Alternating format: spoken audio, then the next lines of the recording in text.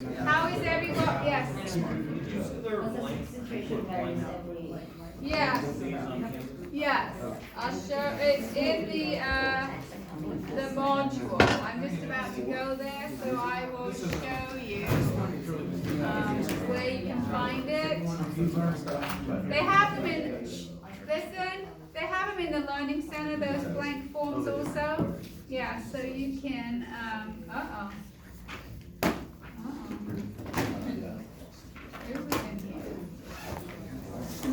I didn't have it on for my previous class. Do you like working at school? Yeah. I was thinking about maybe looking at some places at Mesa Community College. Yeah. Did they offer you a work study already? No. Oh, okay. Have you done your FAFSA yet? No. So in FAFSA opt in for a work study. In It's Canvas, like $8,000. guys, It's really good. in Canvas, if you No want tax. to get that form as you do your homework, or if you want to utilize it via Excel, right? If you want to utilize it via Excel rather than doing it on paper, and you want to put in formulas, this is the linear regression worksheet right here under chapter 14. So you can click on it, and you can either download it. It'll come up over here in a minute. You can download it as a paper, and print it out as a piece of paper, or you can just do your work inside here. Okay. So that is there for you if you want to do that. All right. Justin, is this yours? No. This Yeti? I wrote your name on it because I found it in class like a month ago, right after you guys left. So nobody that thinks this is theirs. It's a lovely Yeti water. Oh, wow, these are like $25. Or like 60. 60? Actually, like $40. $40? Yeah. Wow.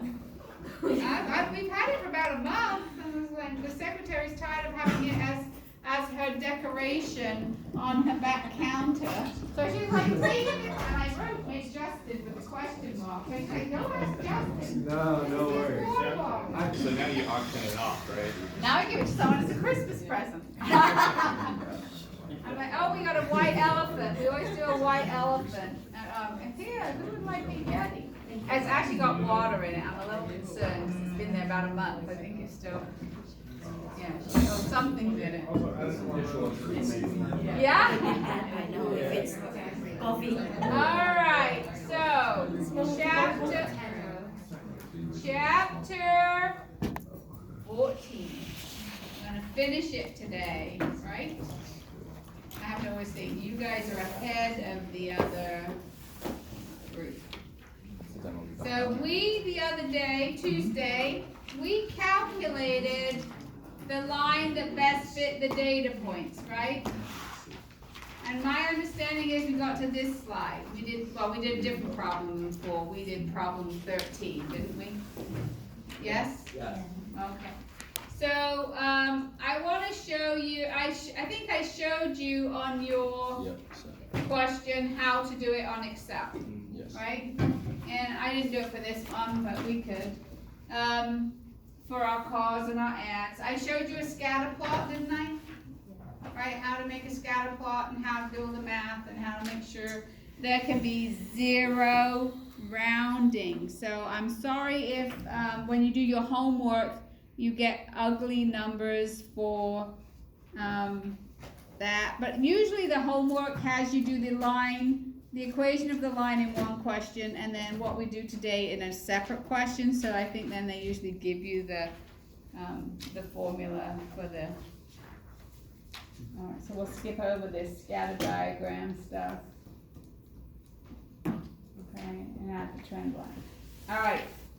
So today what we're going to do is find out how well the data fits.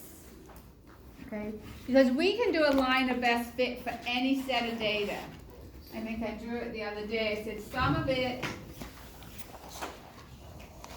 right, it can have a perfect fit like that.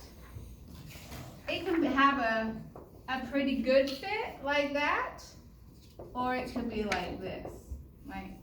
But for any set of data, there's one line that fits it better than any other. And that's what we did on Tuesday. We figured out how to calculate the equation of the line that best fits the data. Now today, we're going to see how well it fits, okay? I'll draw a better one, and I'm going to show you kind of what we're going to do with a picture before I get into that. Okay, so let's say this is our line of best fit. Okay, that's what we calculated. We come up with our y hat equals something x, right, like mx plus b. So today we want to measure how well it fits. So if that's it, let's say this is the mean of y here, right, and this is my y hat. So for every single point, I'm going to find one that's a good one to demonstrate with. For every single point, I am going to measure, for a red mark, I think I threw all the red markers out. I'm going to measure how far that point is away from the mean. I'm going to measure the total distance that it is away. And this part of the distance, right, because if I had said if x is this, y, you would have predicted y to be that, wouldn't you? Given my equation. If I said if x is this, then you'd say y should be that. So this part of the difference between the mean of y, this part of the total, is explained by the regression equation. And then this part up here is unexplained, or also known as error, right?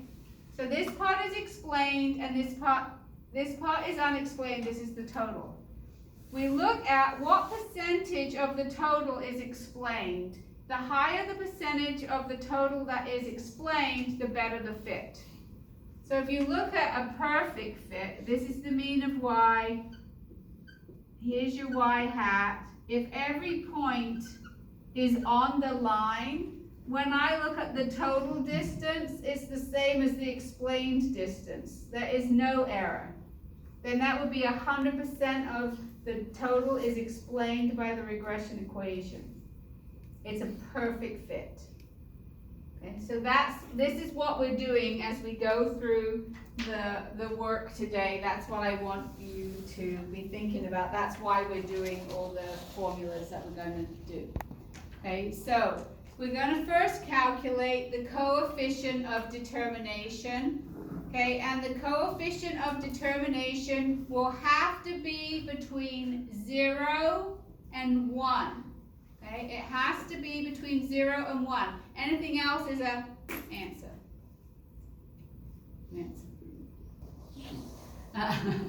Fill in the blank for me. Chris is videoing this. And then he said, can I put this on YouTube? I'm like, no. I say some words I'm not supposed to. So we are going to measure, okay, so you need to know that r squared represents coefficient of determination. Because your formula sheet just says r squared and gives the formula. Okay, so you need to know that that is the coefficient of determination. And it tells you how well the line fits. The closer to 1, the better the fit. The closer to 0, the worse the fit. Okay? If you get 1, it's a perfect fit like this one over here. Okay? So this says SSR and SST. SSR says the sum of the squares, because remember we always square things so that the one overage isn't cancelled out by an underage, and then it looks like there's no difference, so we always square them. So this is the sum of the squares due to regression, like this explained part here, this explained by regression, over the sum of the squares of the total. So basically we're going to measure, right, this distance for all of the points to get the totals, right? So that is each number minus the mean of y. So we're going to do each y minus the mean of y. We're going to square it. We'll do that for every point. That will be the sum of the squares of the total. Then we're going to do this distance, okay, the y hats minus the means. We're going to square it so this one's not washed out by this one. We're going to square this, and add them all together for all of the points, and that's the sum of the squares that's explained by the regression equation. Okay? And that's how we're gonna figure out what proportion, or then we can turn it into a percentage, of the total distance is explained by the regression equation. Okay? So now think about this part first. This is hard to read, but I want you to think about this. The sum of the squares of the total has to equal the sum of the squares explained by the regression equation plus the sum of the squares of the error, right?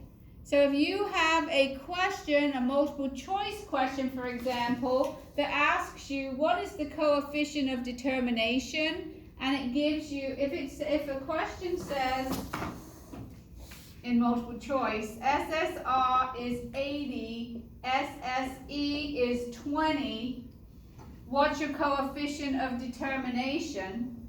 Okay, you need to know that R squared is SSR divided by the total, which in this case would be 0.8, right? Because the total, you need to know, is SSR plus SSE, right? The sum of the squares due to the regression plus the sum of the squares of the error equals the total, okay?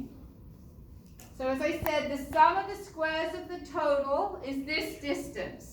It's the y value minus the mean. That's why this says each individual y minus the mean. And then we're going to square it so the ones above don't get washed out by the ones below. Okay. Then the sum of the squares of the regression, that's this part here, okay, is the y hat minus the mean. So this says each individual y hat minus the mean squared, summed. And SSE is the error.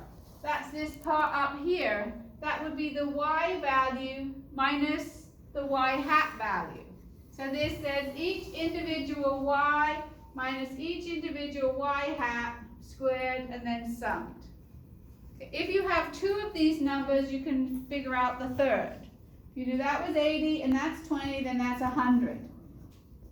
If you were given that's 100 and that's 20, you can figure out that was 80, right?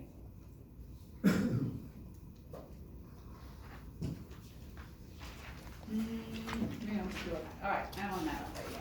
So let's go back to that numbers from our car situation, because that was, they might even still be in my calculator. If I'm lucky enough, they're still in my list. Okay, so let's talk about this. This is on your paper. You had X and Y. This is the car question. And you have this from last class. Okay, so to remind you, we had the mean of X was 2 and the mean of Y is 20. Okay, so we did X minus the mean, so we subtracted 2. And we subtracted 20. And then we did an X minus the mean, Y minus the mean, so we have 6, 4, 0, 3, 7. And then we did an X minus the mean squared. Right, remember we did that last class? And we decided that the slope is 20 divided by 4, which was 5. And then we did the y-intercept was the mean of y minus the slope times the mean of x, which was 10. So we had come up last class with the line of best fit as 5x plus 10. Do you agree? That's what we did last class? Okay. Yeah? On that white piece of paper that we filled out. Yeah. So we got the equation was y equals 5x plus 10. So given that equation, if we ran 4 ads, how many cars would we expect to sell? 30, right? Because these are ads. And these are how many cars we sell, correct? So if I said if we run 4 ads, you would tell me that you would expect me to sell 30 cars, wouldn't you? Does that make sense? Okay, so in your packet, so we want to do the coefficient of R squared, which is SSR divided by SST. Okay? SSR is the sum of each individual y hat minus the mean squared, which you can get from here. SSR divided by SST, the total distance. The total distance is each individual y minus the mean. This is the formula that we're trying to complete here, to find out how well the line fits. So that's why the next column in your paper is y hat, because we're going to need y hat in our calculations. And y hat is, given that you ran 1 ad, what would you have predicted your sales to be? Okay, so in your L7, and maybe I should switch document camera. In your L7, we're going to put our y hat. And it's much more complicated when you have ugly slopes with your calculator. So that's why we're not going to do too ugly. Give it a minute. So I go, right, you all got 10 lists now in your calculator, right? Because we added that the other day.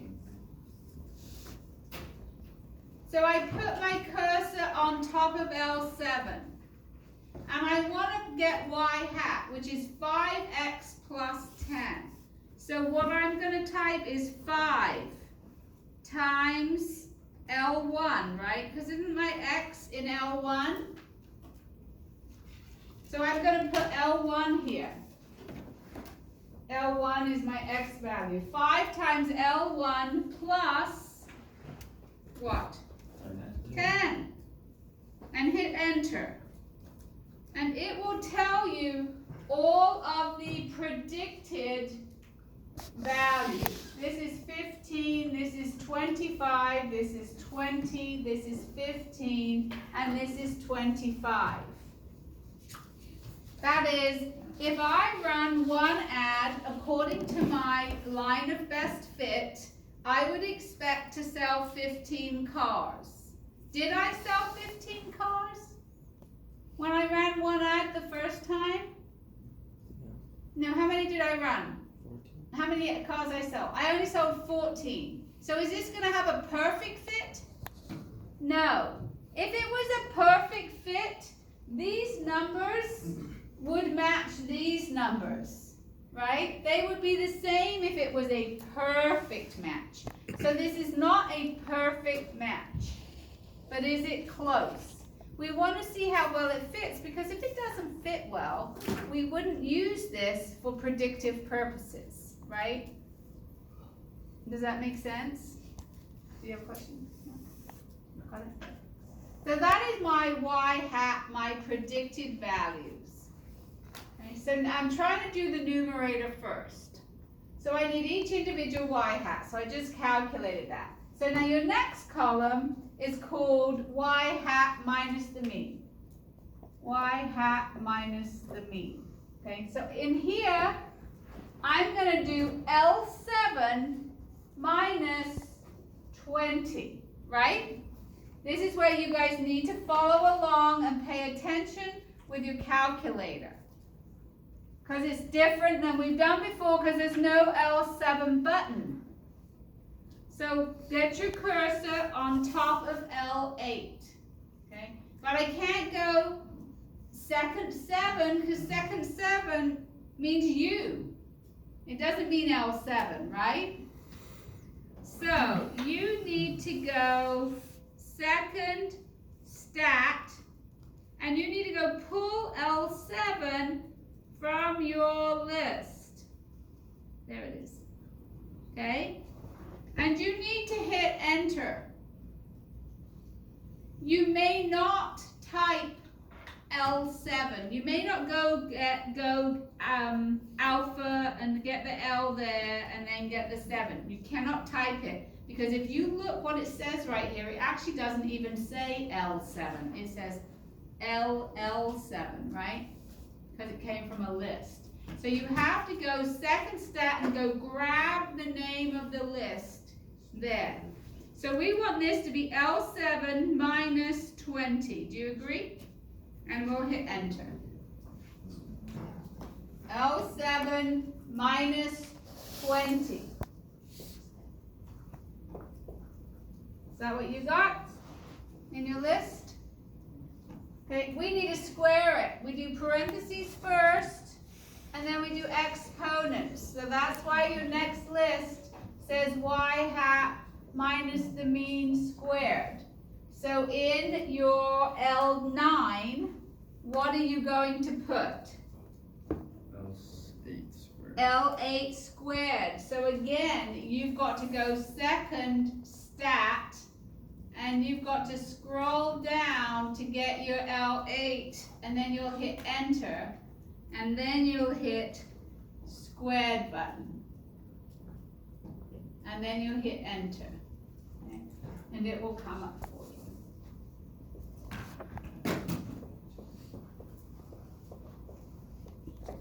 Okay, so we did what we calculated our y hat column. We then did this parentheses, which says y hat minus the mean. Okay. Then we did y hat minus the mean squared, and now we need to sum this column. Okay. That's the numerator of my formula. Now the only thing left to do is y minus the mean squared. Why didn't I do a y minus the mean column? Because I've already got it. It's L4. I had it from when I did the calculations for the equation of the line of best fit. So in L10, what am I going to put? L4 squared. Okay, so that would be 36, 16, 4, 9, and 49. And you need to sum that. I think it's 114. It is.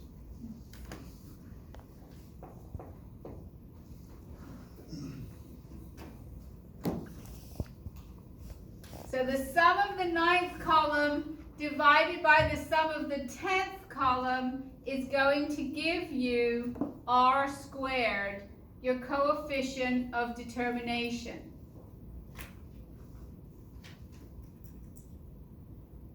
Okay? So we put 100 divided by 114 gives me 0.8772.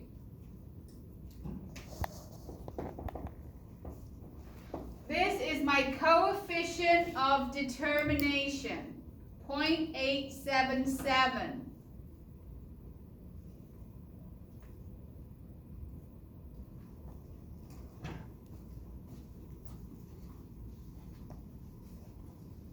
Questions about the math that I've done so far?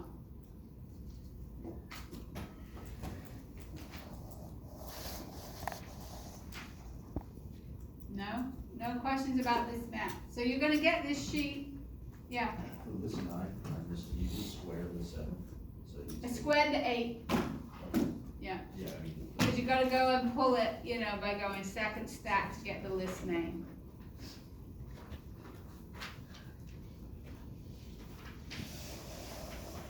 Any other questions?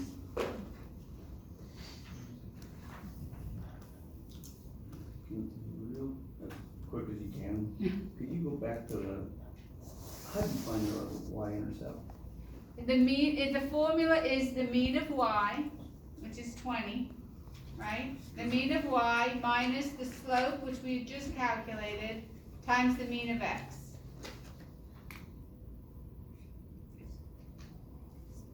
mean of y times minus the slope times the mean of x. Okay, Got it? yeah, I can get the second one down on the formula sheet. Any other questions? So, you have to interpret it. I think I mentioned this the other day. I think on the test, I wanna say this question's worth like 36 points. But like at least 8 of them are interpretation questions, because in the syllabus, and we'll go over this later when we prove that we did everything in this class, but one of the core course competencies, and there's only 8 competencies for this class. It says, number 7 says, use simple regression and correlation analysis and interpret the results of the analysis. Of all of the 8, it's the only one that says, and interpret the results of the analysis. And so, you need to know, what the heck does this mean? Right, what does 0.877 mean? So this is what it means. 87.7% of the change in the number of cars sold can be explained by the change in the number of television ads that you run. Okay? In generic terms for any question, it's the change in Y, it's the percentage change in Y that can be explained by a change in X. Okay? So Y was our cars. So it's 87.7% of the change in the number of cars sold can be explained by the change in X. Okay? And so you need to know, if you just give me a generic answer like you've memorized percentage change in Y explained by X, you'll get half credit. Okay, but you need to be able to apply it to the story that what we are doing. So like change your Y to say number of cars sold, and change your X to say the number of ads that you run on TV. Okay?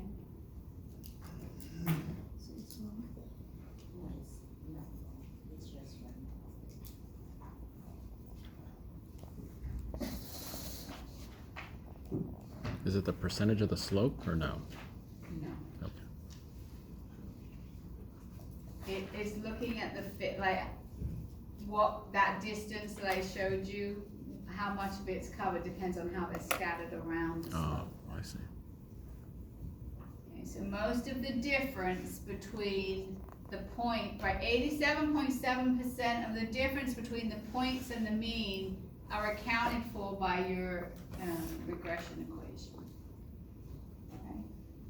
In Excel, I showed you Excel the other day, but again, we put on the trend line last time, but you can also ask it to show you R squared. I showed you how to get R squared on your calculators, right? That everybody got the R and R squared. When we do this work, right, we can go